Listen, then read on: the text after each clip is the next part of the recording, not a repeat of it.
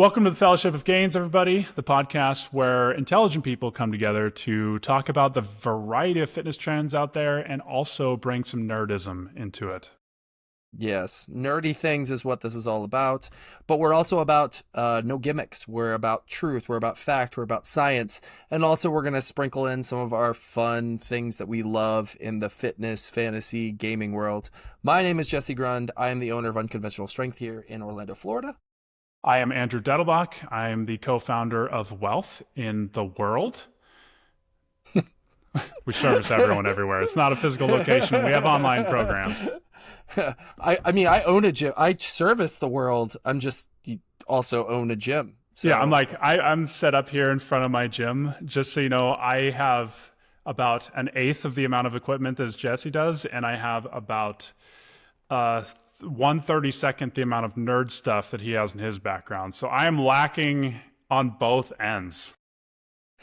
Oh, well, this is the Fellowship of the Gains, as you can see, where we are going to bring those two things together. Our love of all things nerd, our love of all things fitness, our love of things science. We're going to get a lot of variety of stuff. We'll tell you later on in this episode why we decided to start a podcast. But I think first, Andrew, they probably want to know a little bit more about us. So do you want to tell the people listening who you are and what your background is? Yeah, so where do I start? I didn't read this question that Kevin wrote. So Kevin, our producer, made some awesome flow for us that I've completely botched thus far. He's highly organized, and I love that about him. So I previously co-founded a company called Move You back in, I guess that would have been 2016. I injured my back in 2013, and that's what started my whole kind of rehab journey. And this kind of goes into some of the questions that are asked later. But it was through my back injury that I really started focusing on the rehabilitative side of fitness. Before that, I was into more of like the performance and trying to be a bro bodybuilder. And when I injured myself, I went through a 2-year journey of recovery where I literally struggled to go to the bathroom, couldn't sleep at night. I wasn't going out with friends. I was pretty heavily debilitated, 10 out of 10 pain for years, sciatica down both legs. I was told to have surgery, and I was able to avoid that surgery. It took a lot of work. It was a CrossFit coach that actually helped me overcome my pain. He had me do a bunch of ground-based exercises, and it was through his teaching that I started to get really excited about kind of the physical therapy side of things. I have a degree in kinesiology, and that didn't help me at all with my injury. However, it kind of set the basis level for anatomy. I have a very good understanding of the human body and its anatomy. I've worked with cadavers for several years. So I created a business called Move You with a previous owner. We had a falling out after 4 years, and now I have my company Whealth that does something similar with a very different ideology with a huge emphasis on the psychology of pain as well as movement. And I met Jesse before my exit with Move You, and he did a podcast with me. We connected on 1, being nerds, 2, enjoying sharing other fitness pages, sometimes making fun of them. And then now we were like, hey, let's make a podcast. He's also coaching me. I am. Yes, he has submitted himself to the Unconventional Strength programming, which kind of segues into me, I'm guessing, because I'm the other host of this lovely Can talk podcast. now. Yay!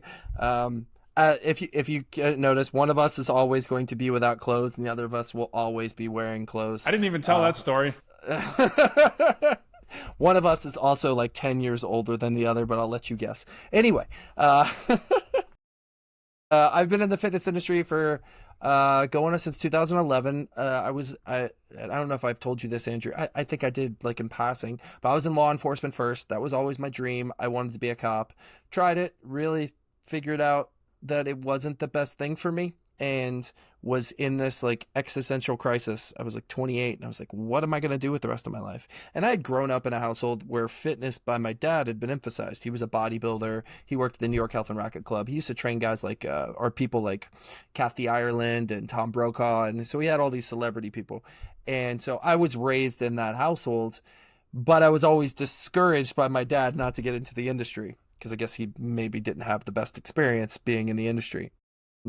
It was 2011 and I was training myself. I had just gone through a traumatic experience and I was using fitness to help. I was using it to help with my mental health.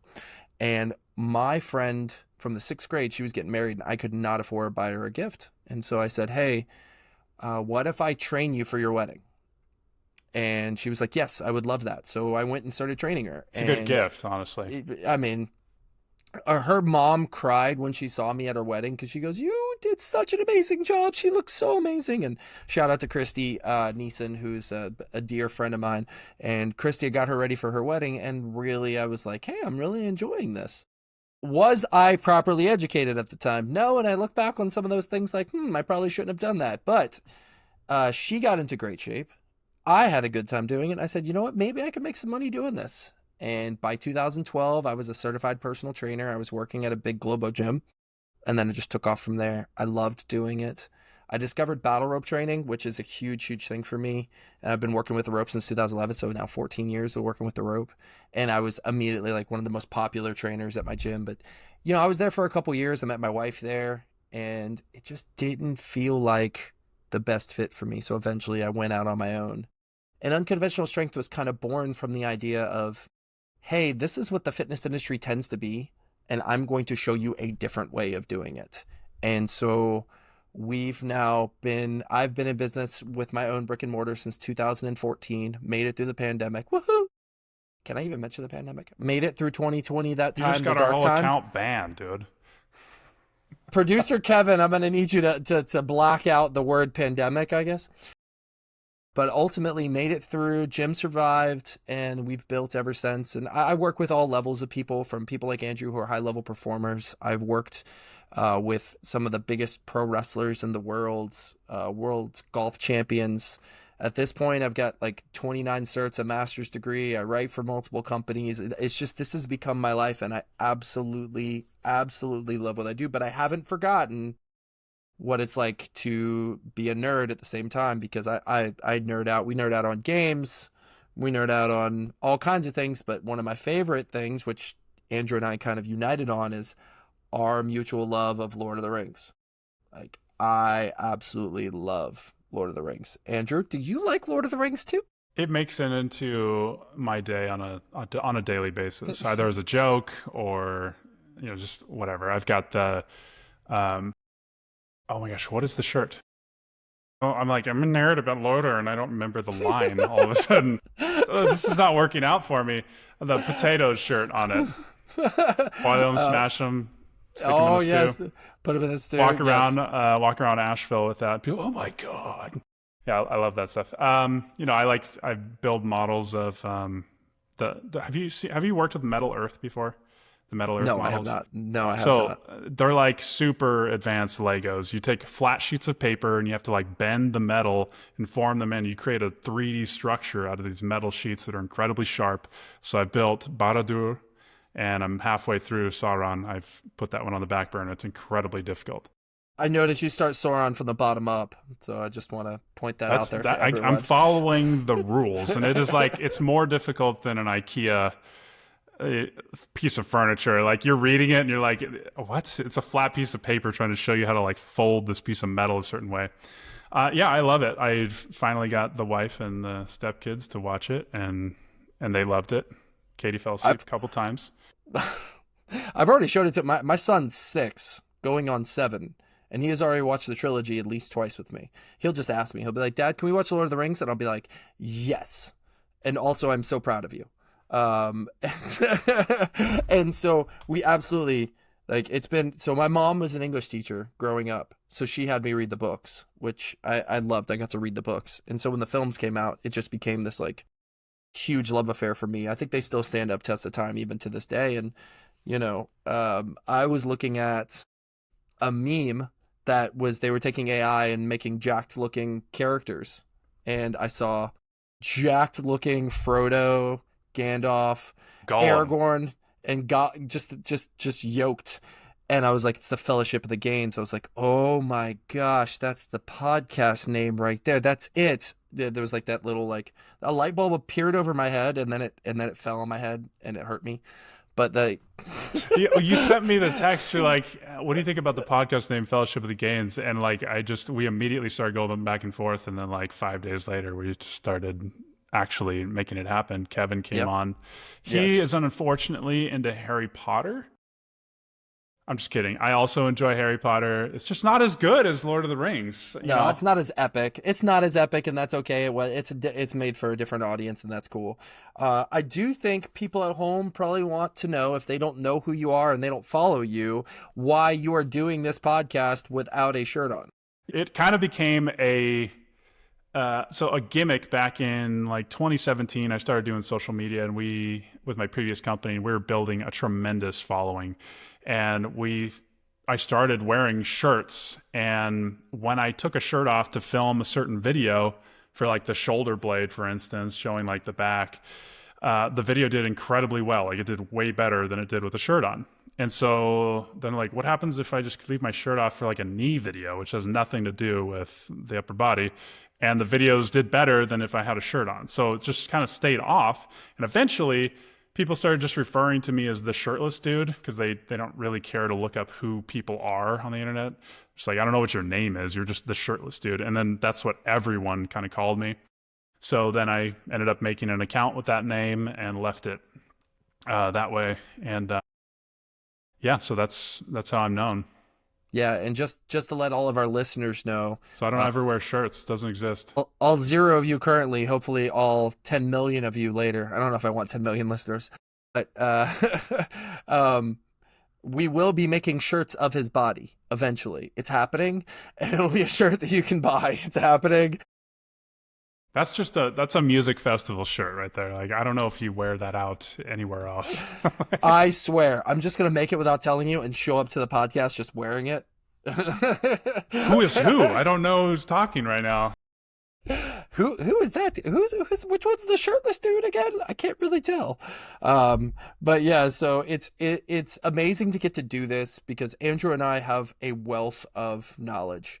I mean, I've been doing this a long time. He's been doing this a long time. I'd say he's had a substantial impact on the industry when it comes to teaching people to train with pain and understanding how pain is and how to work through it. And, I won't share all of your story when it comes to that, Andrew, but I know on my end, part of my journey has been how to take people who are used to experiencing pain in training and how to show them a different way of training, and how science and research actually like backs the way that we actually train people, and using a bunch of tools in the toolbox to do that. But we have a slew of experience in this field.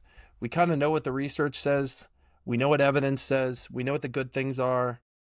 We also know what the bad things are. We know what the stuff is out there that's not going to help you, that's just fluff.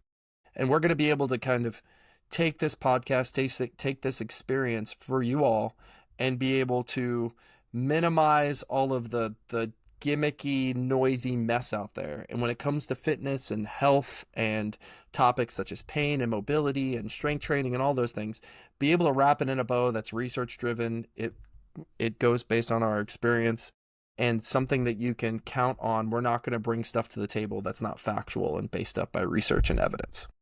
So I want to say Jesse has done several podcasts previously, and you do an excellent job. Thank you. I appreciate it. You're very succinct. It's awesome to hear. Yeah, I'm going to give all the credit to my family, because if you ever get to meet him, my brother's an actor.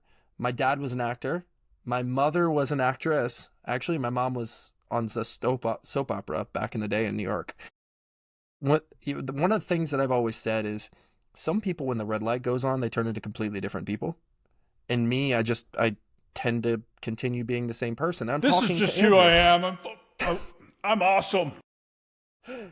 Well, yes, a little of that. I almost let the words slip out there.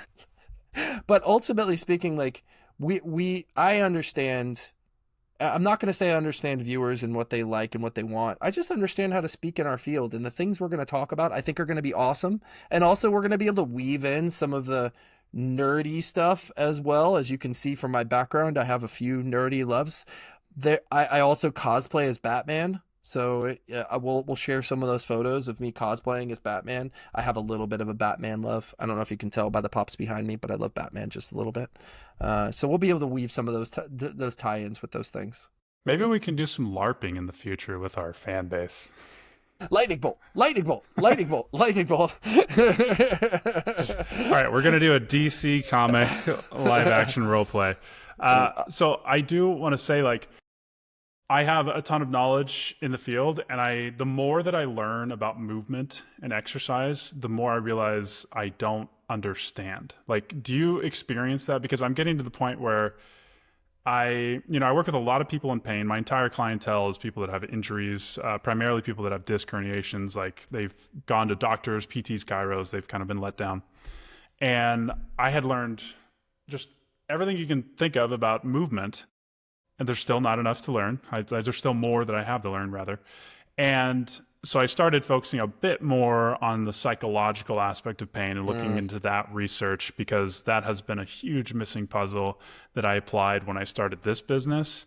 And I found it to be quite a bit more entertaining for me. Like, the mind is very complex, and how it impacts pain is very weird, and no one fully understands it yet. But there's a lot of wild research that shows how tricky our mind can be around pain. So I love movement. And right now, like, I'm doing your programming, and I'm going to say I didn't want to do your programming the first week. I saw it and I'm like, this is weird. I don't want to do the battle rope for a whole day.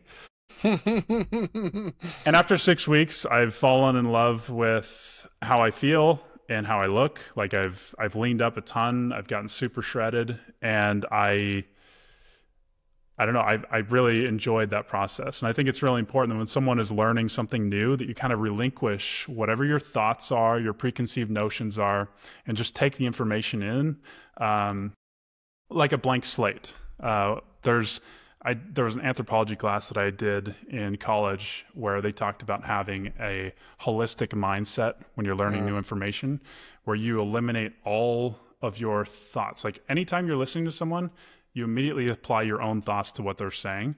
Can you get rid of that and instead just take the information in raw, interpret it in their mind, like the way that they're thinking, and then you can step back and apply your stuff afterward. Yeah, I think especially when it comes to movement and science. So first of all, everything we do is driven by the nervous system, as you know. And if you ask a neurologist how much we know about the nervous system, and these are people who specialize in the nervous system, they're going to be like, we know about that much. People that do brain surgery, they're like, we don't really know.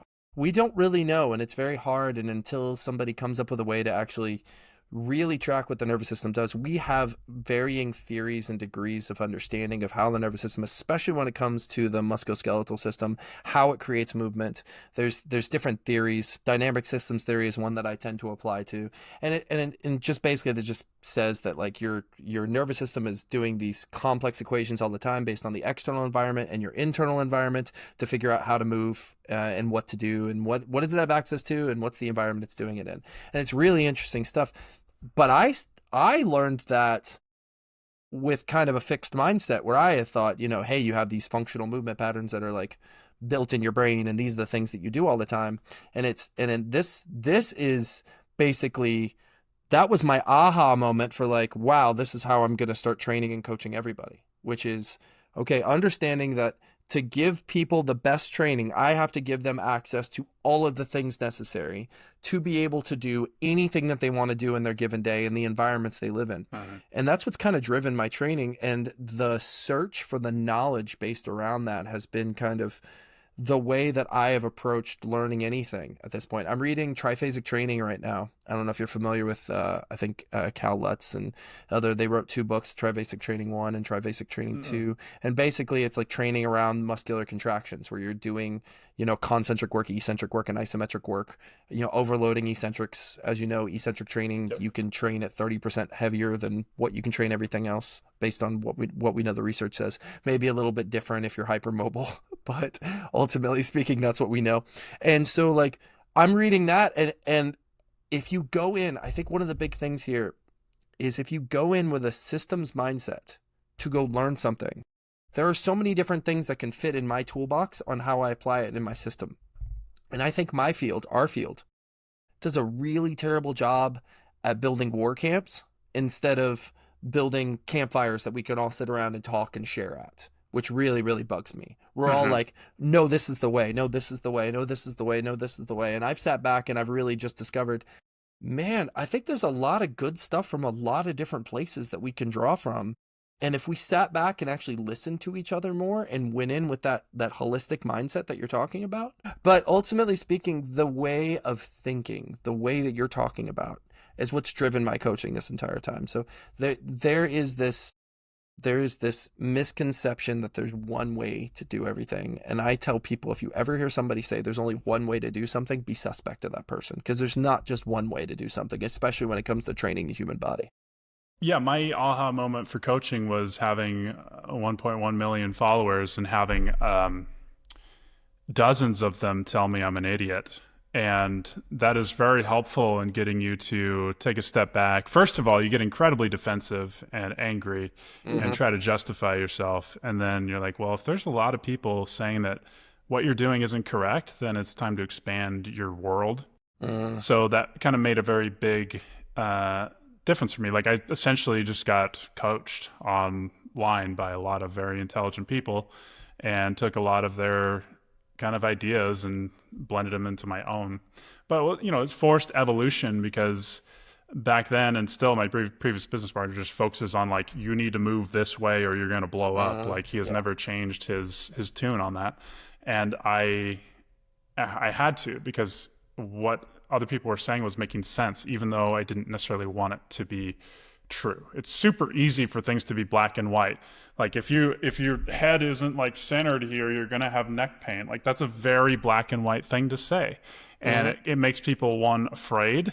It makes them like buy into your method because it's like a very for sure, simple thing that they can kind of understand, but it's just not true.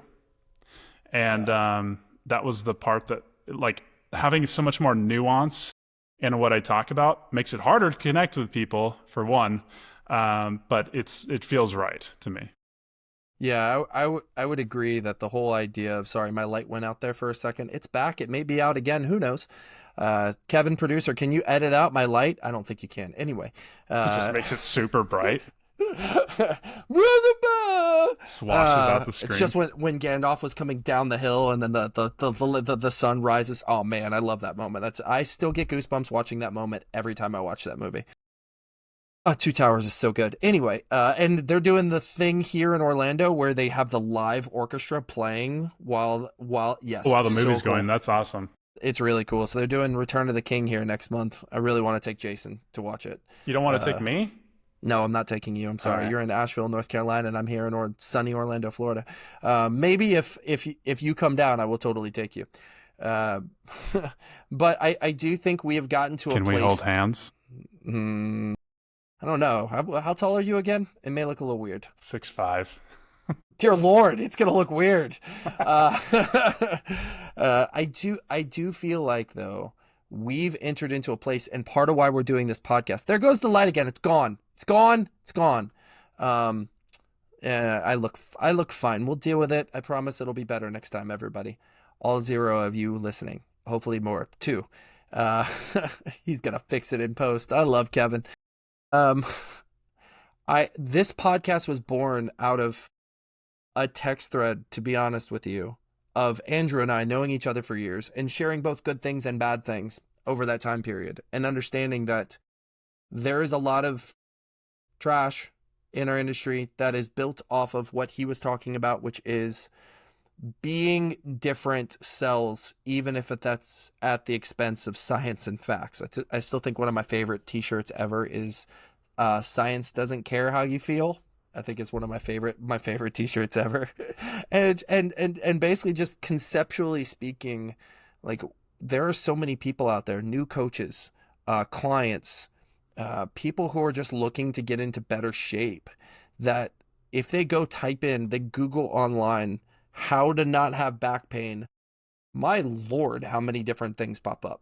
There might be somebody who's like, hey, come to a session with me where I'm going to use my finger to get all the energy out of your body virtually. And it's all fluff. And it's like, how do we take the information that we know is good? How do we put it out to people? And how can we do it and mix in some of the things that we love? Love. How can we talk about some of the nerdy stuff, fantasy stuff, gaming? We're going to, one of the cool things is we're going to have people that we bring on, some celebrity guests, some experts in the field to be able to talk to. And we're going to do this weekly for you all until you tell us, stop making episodes. And we're going to go on a weekly journey with you all to kind of share our experience, our knowledge, and our love of all things nerd, except for anime, but we're working on that. We watched an anime recently. We are going to go on this journey with you all and try to give you a little of us, try to give you a little of our knowledge, and also entertain you at the same time. That's our goal. Yeah, I think I love video games right now. Right now, always. Right now. I've been playing video Right games now. since I think the first video games I was playing was on the NES. California Games was one of my favorites. Dad had Oh my one, gosh. just Mario, Duck Hunt, the OGs, and yeah, just the old computer games, Red Alert, Command and Conquer. I don't know if you ever did those, the RTSs. I never got to do RTSs. One of my clients is making an RTS right now. He made an RTS. StarCraft, Warcraft. No, that was never. Oh, that was man. never me. That was never me. I was a third-person adventure game guy. First side-scrolling, and now into more third-person adventure That's games. been my primary for about 20 years. But back Yeah. then it was a variety of things. I remember watching my dad play Quake and Doom and like See, those weren't allowed in my household. I had a lot of Nintendo games. So I had Nintendo, I had Super Nintendo, I had Nintendo 64, I had a PlayStation, I mean, I could just keep going down the list.